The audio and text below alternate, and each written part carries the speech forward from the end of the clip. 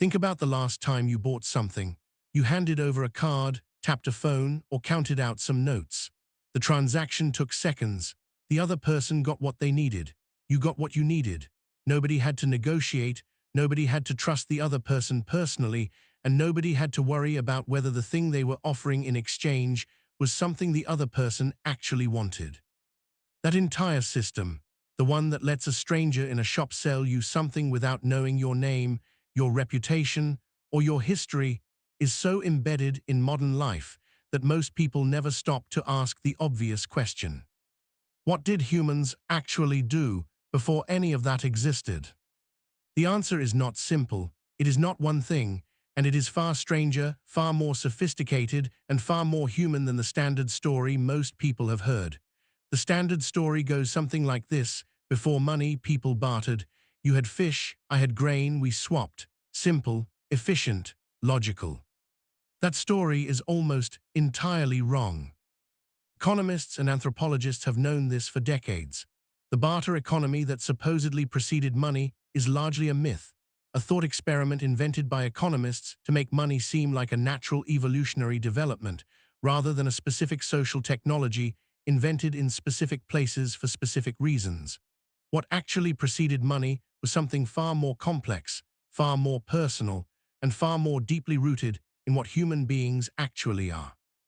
To understand what humans did before money, you have to understand something fundamental about the kind of animal you are.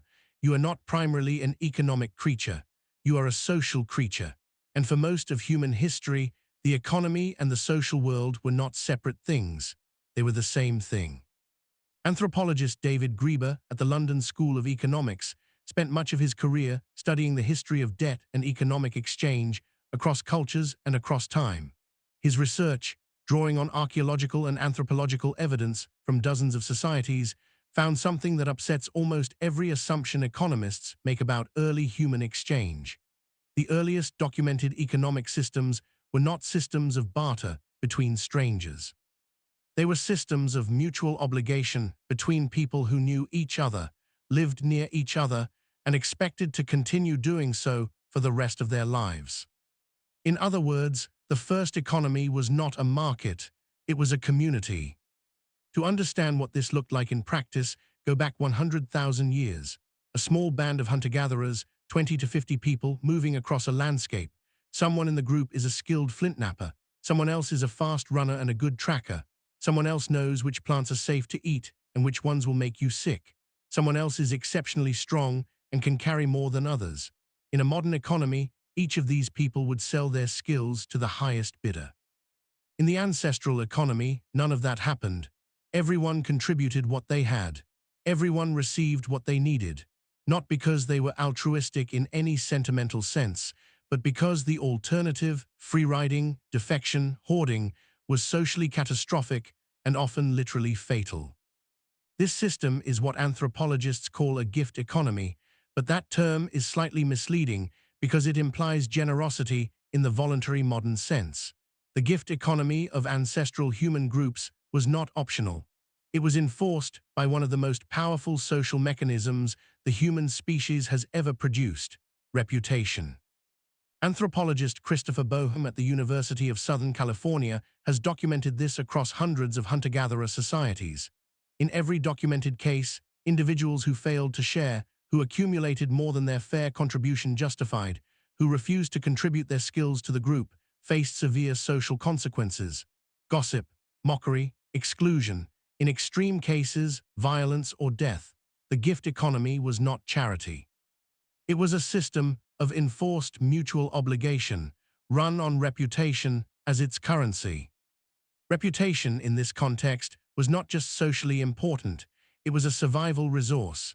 If your reputation within the group was strong, if people knew you as generous, reliable, skilled, and cooperative, you could call on the group in times of need, illness, injury, a bad hunting season, the loss of a child. The group would support you through all of these because you had built up what anthropologist Marshall Salins called a social credit, a history of contribution that entitled you to draw on the group's resources when your own ran dry.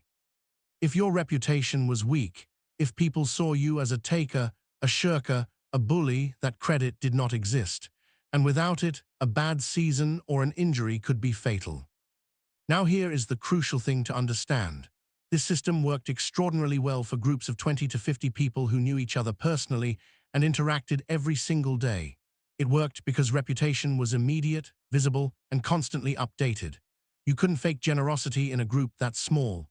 Everyone saw what you actually did every day, and the social ledger was maintained by the collective memory of every person in the group. The problem came when humans started living in larger groups. Around 10,000 years ago, the agricultural revolution changed everything about the scale of human society. Hunter-gatherer bands of 50 became farming villages of 500. Villages became towns of 5,000.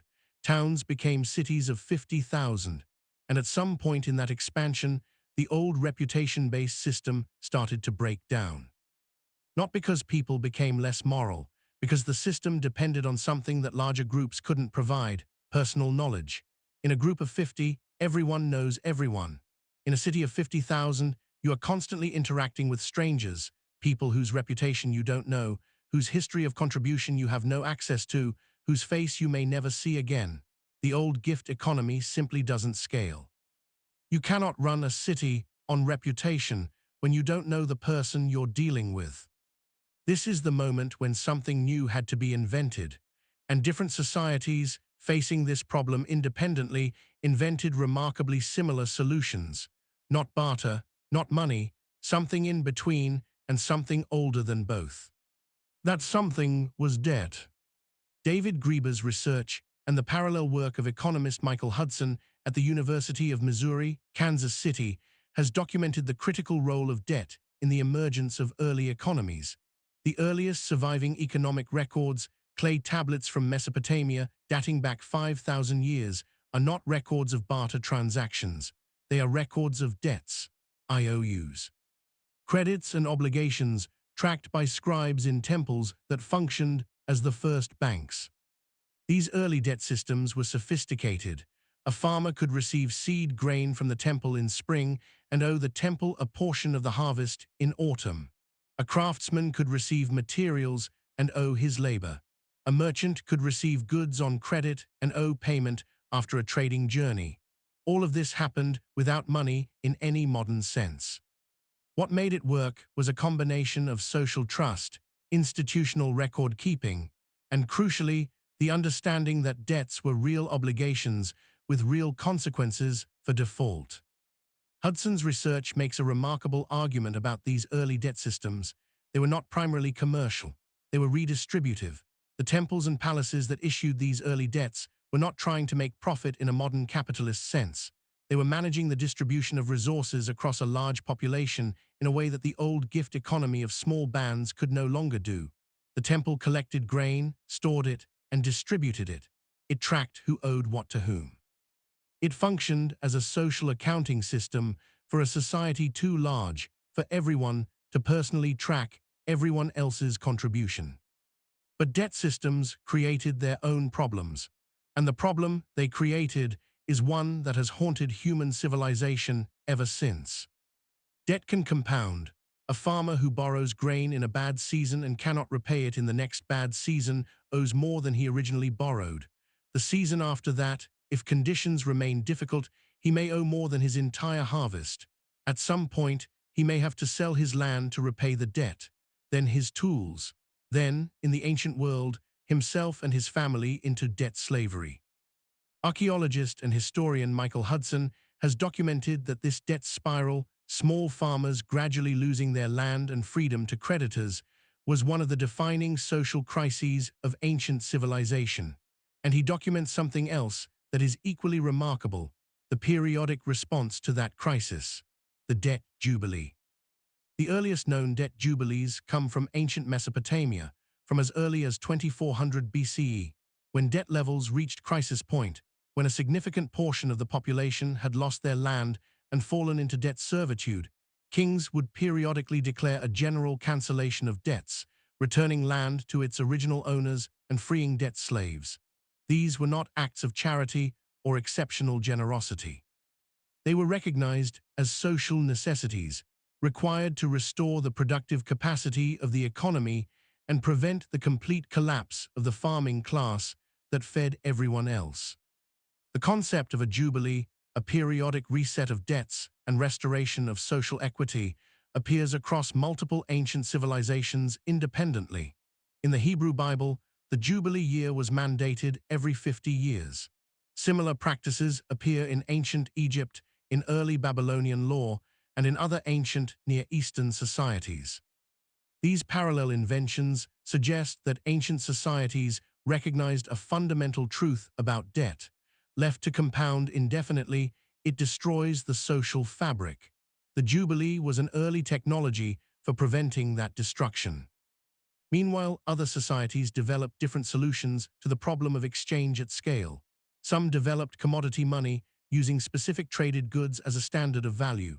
Cattle were used as currency across a surprising number of ancient societies, including in early Europe and across much of Africa. The Latin word for money, pecunia, derives from pecus, meaning cattle. Cattle had the advantage of being self-reproducing, widely valued, and relatively standardized. They also had obvious disadvantages for large-scale trade. Grain was used as a standard of value in ancient Egypt, where the government collected taxes in grain, paid workers in grain, and redistributed grain through a massive state bureaucracy. Ancient Egypt functioned for much of its early history without coined money in any modern sense.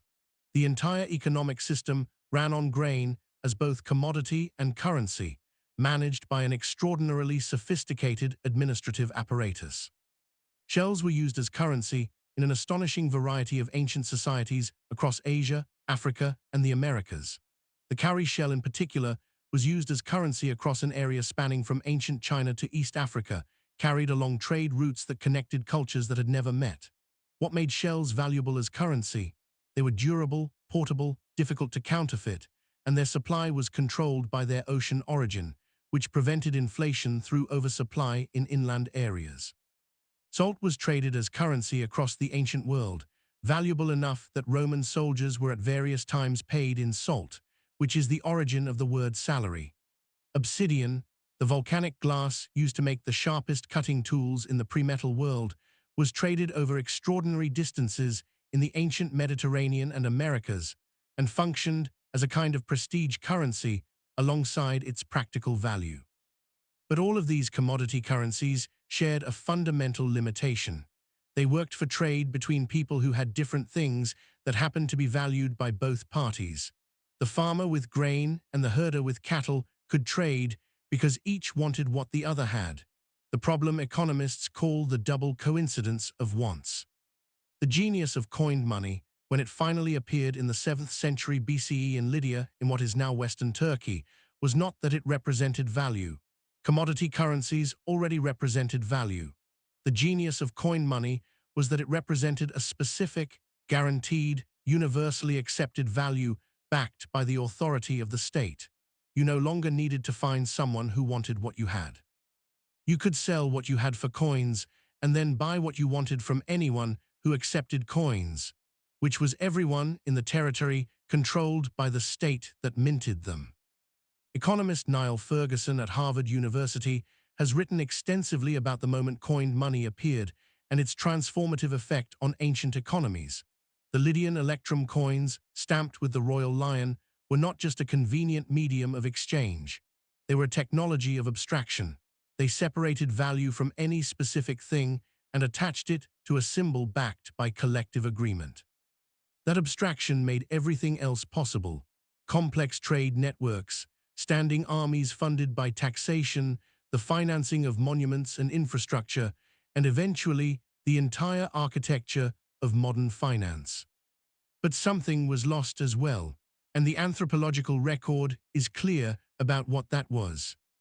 Anthropologist and economist Carl Polanyi, whose work The Great Transformation remains one of the most important analyses of economic history ever written, argued that the emergence of market economies based on money represented a fundamental rupture in the way human societies organized themselves. In pre-market societies, the economy was embedded in social relations. Exchange was personal, relational, and tied to ongoing social bonds. People traded with people they knew, within systems of obligation that extended far beyond the transaction itself. When you gave something to your neighbor, you were not just exchanging commodities. You were reinforcing a relationship, maintaining a social bond, and contributing to a web of mutual obligation that would support you in your own time of need. Market economies disembedded the economy from social relations. In a money economy, you can buy something from a complete stranger with whom you have no ongoing relationship, no shared history, and no mutual obligation beyond the transaction itself. This is enormously efficient. It is also, Polanyi argued, deeply disruptive to the social fabric that pre-market societies had built over thousands of years. The evidence for this disruption is visible in the archaeological and historical record of the ancient world. The emergence of market economies in ancient Greece and Rome was accompanied by significant social upheaval. The displacement of subsistence farmers, the growth of a landless poor class, the concentration of wealth among a small elite, and persistent political conflict between creditors and debtors. The ancient world invented democracy, at least in part, as a political technology for managing the social tensions that money economies created. What does all of this mean for how you understand the world you live in today? It means that money is not natural. It is not the inevitable product of human nature or rational economic behavior. It is a specific social technology, invented in specific places at specific times, to solve specific problems created by the growth of human societies beyond the scale at which the older reputation-based gift economy could function. It means that the gift economy was not primitive. Hunter-gatherer sharing and mutual obligation was a sophisticated, functional, and in many ways more equitable system than what replaced it. It worked extraordinarily well for the social scales it was designed for. The tragedy of history is not that it was replaced by something better. It is that it was replaced by something that worked at a different scale, and that the transition involved enormous social costs. It means that debt is older than money, and that the relationship between debt and social inequality has been one of the defining tensions of human civilization since the first clay tablet recorded the first obligation in ancient Mesopotamia. The jubilee idea that debts periodically need to be cancelled to prevent the destruction of social equity was not radical utopianism. It was ancient wisdom, distilled from thousands of years of watching what happens when debt is allowed to compound without limit. And it means that when you hand over your card or tap your phone, you are participating in a system that is, in evolutionary terms, extraordinarily new. The social instincts running beneath your economic behavior, your discomfort with unfair exchanges, your impulse toward generosity with people you care about, your resentment of free riders, your satisfaction in giving as well as receiving, are far older than money.